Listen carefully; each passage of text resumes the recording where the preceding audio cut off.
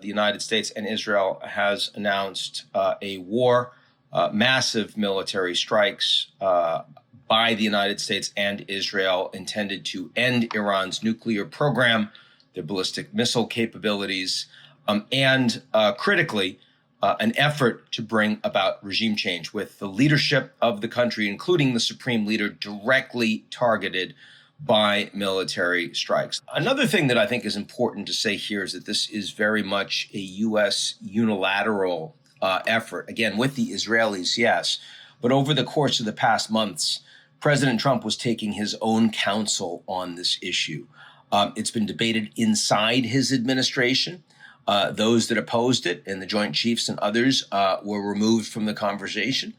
And American allies were not asked particular opinions about how they thought about it. The Europeans and others were not consulted. They certainly weren't asked to join in, as we've seen in previous wars of choice of regime change in Iraq and Afghanistan. Those were very much coalitions of the willing. This is the United States with Israel. Also, there was no real credible support of Iran whatsoever.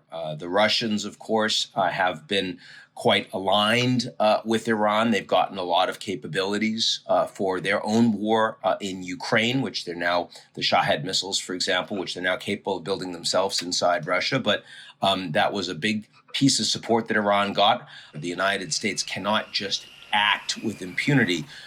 Militarily, the Americans can. And whether you support these strikes or you oppose them, it's important to recognize that U.S. military power is largely unchecked globally.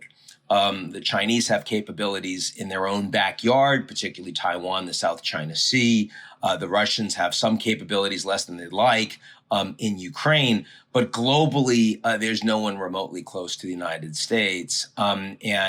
Yes, by the way, that plays out with the Anthropic discussions that have occurred over the last 12 of 24 hours, which have now come off the headlines, given what's happened in Iran.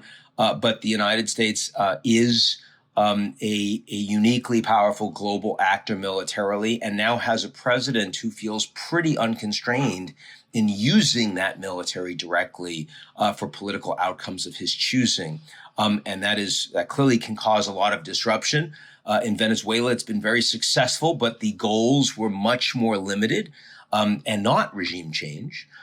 Here, the goals are much broader, and it's not in America's backyard, and there's a lot more potential for instability as a consequence.